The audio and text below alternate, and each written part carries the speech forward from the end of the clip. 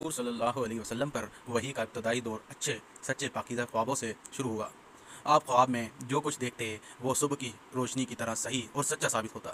پھر من جانب قدرت آپ تنہائی پسند ہو گئے اور آپ صلی اللہ علیہ وسلم نے غار حرا میں خلوت نشینی اختیار فرمائی اور کئی دن اور رات وہاں مسلسل عبادت اور یاد الہی و ذکر و فکر میں مشغول رہتے تھے۔ جب تک گھر آنے کو دل نہ چاہتا توشہ ہمراہ لیے ہوئے وہاں رہتے۔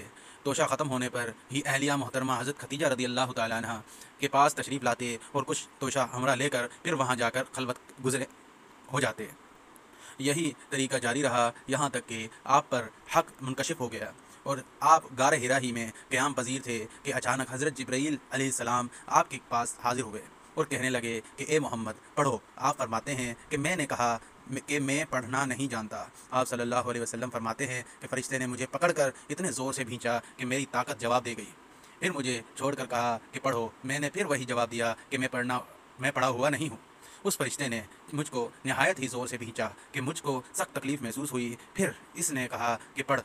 میں نے کہا کہ میں پڑھا ہوا نہیں ہوں۔ فرشتے نے تیسری بار مجھ کو پکڑا اور تیسری مرتبہ پھر مجھ کو بھینچا۔ پھر مجھے چھوڑ دیا اور کہنے لگا کہ پڑھو۔ اپنے رب کے نام کی مدد سے جس نے پیدا کیا اور انسانوں کو خون کی پھٹکی سے بنایا، پڑھو اور آپ کا رب بہت ہی مہربانیاں کرنے والا ہے۔ بس یہی آیتیں آپ حضرت جبرائیل علیہ السلام سے سن کر اس حال میں غار حرا سے واپس ہوئے کہ آپ کا دل اس انوکھے واقعے سے کانپ رہا تھا۔ آپ حضرت خدیجہ کے ہاں تشریف لائے اور فرمایا کہ مجھے کمبل اڑا دو، مجھے کمبل اڑا دو۔ لوگوں نے آپ کو کمبل اڑا دیا۔ جب آپ کا ڈر جاتا رہا تو آپ نے اپنی زوجہ محترمہ حضرت خدیجہ رضی اللہ تعالیٰ عنہ کو تفصیل کے ساتھ یہ واقعہ سنایا اور فرمانے لگے کہ مجھ کو اب اپنی جان کا خوف ہو گیا ہے۔ آپ کی اہلیہ محترمہ حضرت خدیجہ رضی اللہ تعالیٰ عنہ نے آپ کی ڈھارس بندھائی اور کہا کہ آپ کا خیال صحیح نہیں ہے، خدا کی قسم آپ کو اللہ کبھی رسوا نہیں کرے گا۔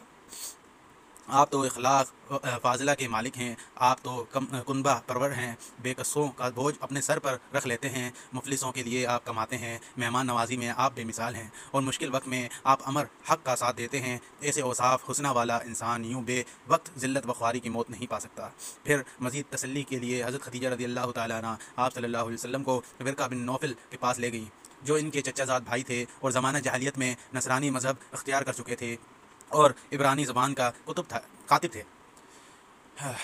چنانچہ انجیل کو بھی حسب منشائے خداوندی عبرانی زبان میں لکھا کرتے تھے۔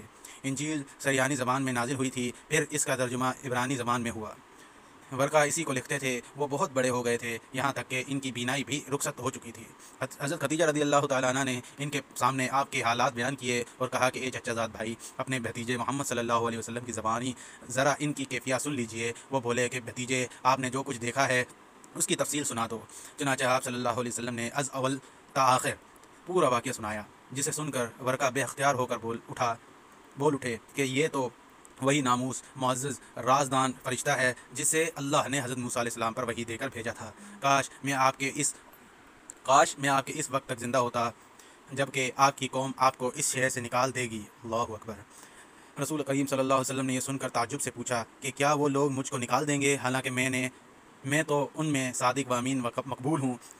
ورقہ بولا، ہاں یہ سب کچھ سچ ہے، مگر جو شخص بھی آپ کی طرح امر حق لے کر آیا لوگ اس کے دشمن ہی ہو گئے ہیں۔